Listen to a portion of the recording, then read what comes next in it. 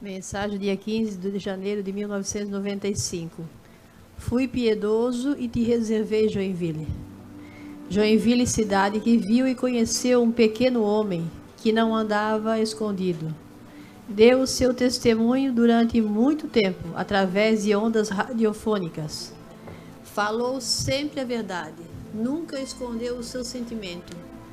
Era eu, Jesus, que estava sempre ao lado dele.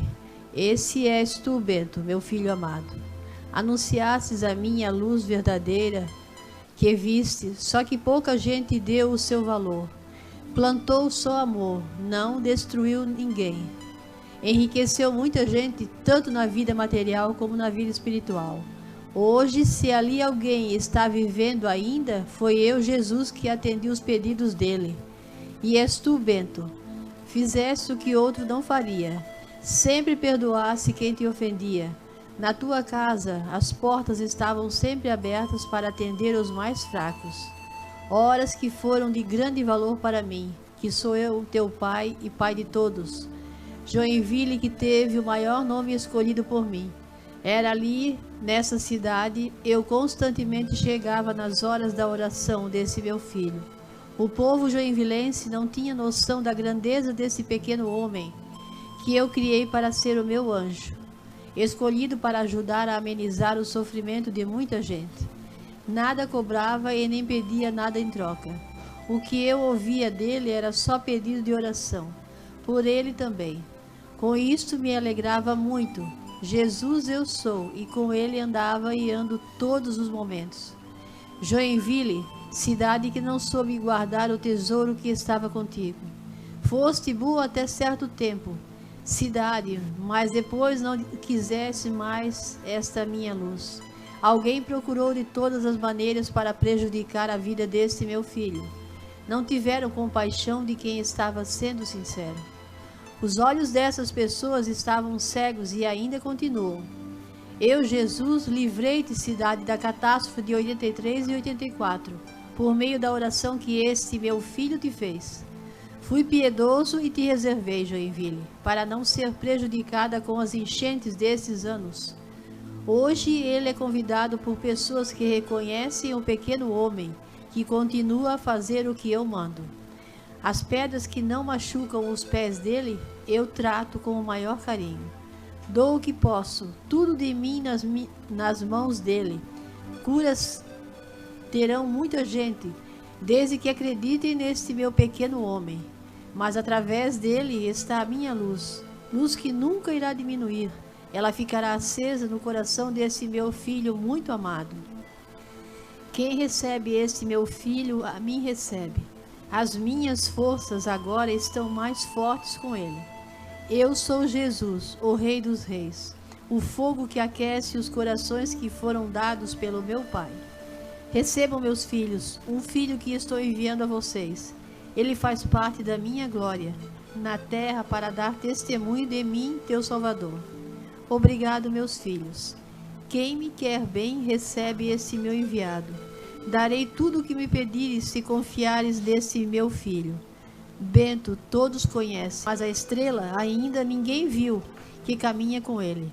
Agora deixa a todos vocês, meus filhos, uma bênção de Pai que quer bem a todos, Jesus.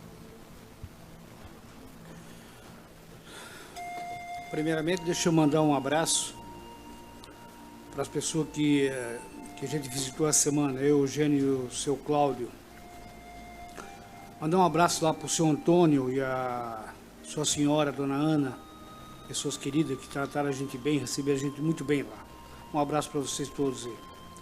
Para Calu e seu irmão Vadinho, para o Marcelo, esposa, para o Trevini, para Maria Helena, lá de São Paulo, para o Ricardo de Aparecida e também para o seu Cláudio, que está conhecendo a obra há 3 meses, onde eu tive a oportunidade de conversar bastante com ele e com certeza é mais uma pessoa que Deus tocou no coração. Falando dessa mensagem aqui, fazendo um tipo de uma retrospectiva em relação ao Bento da Conceição, não é o profeta, não. Muita gente conhece o profeta, Mas aqui a gente vai procurar falar do Bento da Conceição. Um pouco antes de ser sido chamado e antes de receber a primeira mensagem, onde Deus passou o título para ele de profeta. Em 1965, ele foi morar para Joinville, cidade de Joinville. Em Joinville a gente morou em 3 casas lá, 3 locais, 3 bairros. De 65 a 68, 3 anos. De 68 a 72, mais 3 anos. Moramos no centro, na rua Procópio Gomes. No começo era no bairro Floresta, rua Ibirapuera. E logo após 1972, até 1990, final dos anos 90, a gente morou no bairro Iririu.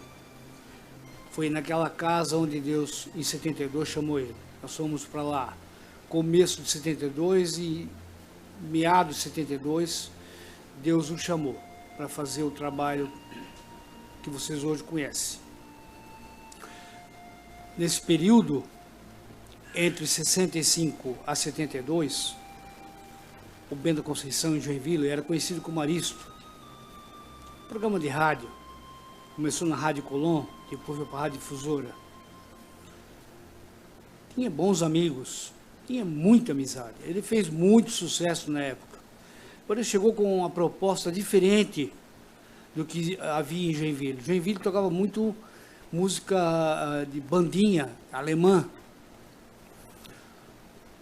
E ele chegou com a proposta de tocar a música sertanejo raiz. Então fez muito sucesso na época. Era muito requisitado, muito procurado. Como o pai, além de locutor, ele era também músico, compositor, já tinha 1 disco, 2 discos gravados. As pessoas procuravam muito ele. Para tocar baile, domingueira, Joinville e toda a região, Santa Catarina, essa região aí. Após ele ter sido chamado em 72, o que aconteceu? Como ele falou agora no começo do programa, ele sofreu um preconceito enorme. Abandonaram ele, rejeitaram, ignoraram, ridicularizaram ele. Eu lembro muito bem, porque eu era pequeno, mas eu não era tão pequeno assim, que eu não entendia, que não fosse entender o que eles estavam fazendo com meu pai. Mas, depois de 72, ele começou a mudar. E, quando ele começou a implantar no programa dele da Rádio Difusora, que ele fazia, ele lia um trecho da Bíblia e fazia uns comentários. Ele sentia que o programa dele não poderia ser só um programa sertanejo. Ele queria falar sobre Deus. Ele estava naquela empolgação, naquela mudança de vida. Então ele fazia de tudo para chegar no final do programa, 10 minutos antes de acabar. O programa dele era das 8h30 às 10. 10 minutos, 15 minutos antes de acabar. Ele gostava sempre de ler um trecho da Bíblia e fazer um comentário, dar um bom exemplo para os ouvintes dele. Mas o programa dele já não tinha mais tanta audiência. As pessoas foram deixando de lado.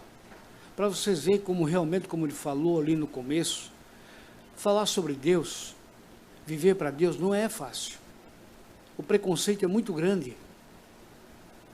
Então ele já começou a perder um pouco a audiência do programa dele. E aquela diretoria da Rádio Difusora, devido a essa pouca audiência, mesmo porque não era só pela qualidade do programa dele, é pelo horário dele. No começo o programa dele era de manhã, bem cedo. Depois passou para a noite. E esse horário da noite, sabe que o sertanejo, ele não é muito bem-vindo. Muitas vezes eu lembro ele reclamar que o programa dele, tudo que tinha, por exemplo, de novidade, os jogos, jogo do JEC, do Joinville Sport Clube Joinville, faziam, já parava o programa dele. Então ele sempre reclamava. O programa dos outros toca direto, o meu tem que ter sempre dando espaço para o outro. Então a diretoria da rádio ali, o que fazia? Pegava no pé dele. foram enchendo a paciência dele, foram cobrando dele, chegando a ponto de dizer que o programa dele era uma porcaria, o programa dele não devia ser sertanejo, devia ser católico, porque ele misturava as coisas. Então o pai, debaixo dessa pressão grande, eu lembro que ele às vezes chegava para a mãe quase chorando e dizia: olha, eu acho que eu não vou aguentar muito tempo nesse programa, com esse programa de rádio, porque a perseguição em cima de mim é muito grande. Não era só a diretoria da rádio, também eram os vizinhos, que vivia pegando no pé dele, os amigos ele já tinha perdido a maioria, que se diziam amigos, mas eram amigos de oportunidade, amigos de bagunça, amigos de baile, com segundos interesses, segundas intenções. Então, por isso que Jesus aqui fala nessa mensagem: fui piedoso e te reservei Joinville. Porque enquanto o pai estava lá em Joinville, o pai que ele mais fazia era atender as pessoas que estavam necessitadas em tudo. Saúde. Muita gente não sabe dessa época dele. Chegava lá e procurava pelo Aristo, e na nossa casa no Iririú, os meus irmãos vão lembrar dessa época, sempre tinha gente lá, diferente, estranha.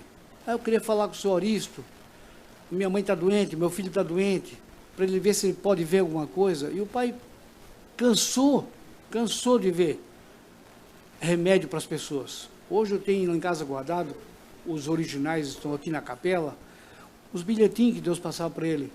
Fulano de tal, Beltrano de tal, o que vai acontecer, o que pode acontecer.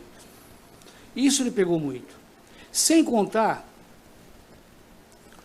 que com o programa de rádio que ele tinha, muitas vezes ele chegou lá em casa, que eu lembro, com famílias estranhas, e dizia: Ladi, tem um prato de comida para dar para essas pessoas?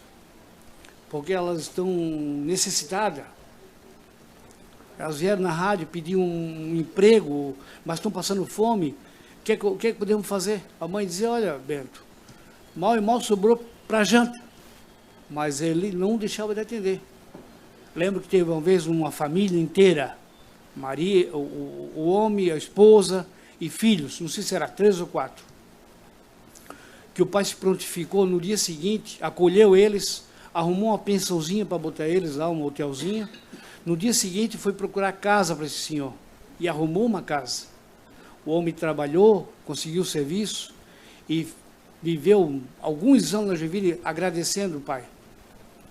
Outra vez, isso foi lá já no centro, em 69, 70 por aí, uma pessoa, uma mulher levou uma criança, botou no carro dele e disse: ó, senhor Aristo, o senhor dá para quem o senhor quiser esse menino. E o pai, com a compaixão que ele tinha, sem saber o que fazer, levou para nossa casa. Chegou lá a mãe, o pai, eu peço que estou vendo o retrato. O pai disse: Ladi, vem cá. E a minha avó estava lá, a mãe dele estava lá junto. Ladi, vem cá, vou te mostrar uma surpresa que eu tenho no carro. E o pai sempre era de surpresa, mas disse: o que está inventando agora? Quando a mãe viu aquela criança sentadinha no menininho, sentadinho, o pai tinha uma GMC, uma caminhonete, no banco da frente, a mãe botou para chorar, a minha avó, e o pai disse: olha, essa criança aqui, a mãe não quer mais. O que nós vamos fazer com essa criança? Resumindo, ficou 6 meses lá em casa. Eu, na época, tinha 10 anos, 9 anos, por aí. Eu, como outra criança, me peguei muito com essa criança e não queria que o pai fizesse a doação dela, mas o pai pegou com o objetivo. Mesmo porque ele já tinha os 4. O Zeca, na época, era criança, muito pequeno, a Ana Maria, e aí o Silvano era um pouquinho maior. Mas como sempre foi um homem muito piedoso e muito sábio, ele pegou e encontrou um casal que pudesse adotar aquela criança e doou aquela criança para aquele casal. O nome dele era Fábio. E foi uma coisa, uma decisão bem tomada, porque logo depois de 72, quando a gente foi morar no Iririú, e vieram mais 5. O João Batista, a Maria Aparecida, a Cátia Regina, a Graziele e a Línia, que foi a última em 1980. Então, isso eu estou resumindo aqui um pedacinho da história dele, um resumo da história dele, que se for para contar aqui, nós ficamos o dia todo aqui, nós temos história para contar, eu, meus irmãos. Eu talvez não conte um pouco mais, porque eu sou mais velho. Mas eles também vão saber de episódios que eu também não vou lembrar. Eles lembram. Então, assim, para vocês verem que Deus não botou o Bento da Conceição de paraquedas aqui. Ele veio preparando já esse ser humano. Esse ser humano já era especial desde do ventre da mãe dele. Então, hoje, esse profeta que vocês conhecem, ficam sabendo um pouquinho antes de ser chamado por Deus, lá em 72, em junho de 72. Ele já era um homem iluminado. E depois que Deus o chamou, aí ele não era só iluminado, ele tinha a luz do lado dele. Deus orientando e mostrando para ele, ensinando o que deveria fazer dali para frente. Ok? Então essa é uma pequena história de Bento da Conceição, onde Deus se referiu a essa mensagem aqui. Mensagem de Joinville. Que Joinville não foi a cidade de Joinville. Algumas pessoas não souberam valorizar o profeta Bento da Conceição, que logo após seria o profeta Pedro II. É isso que a mensagem explica aqui. Lamentável, mas é como Deus quer e não como a gente quer.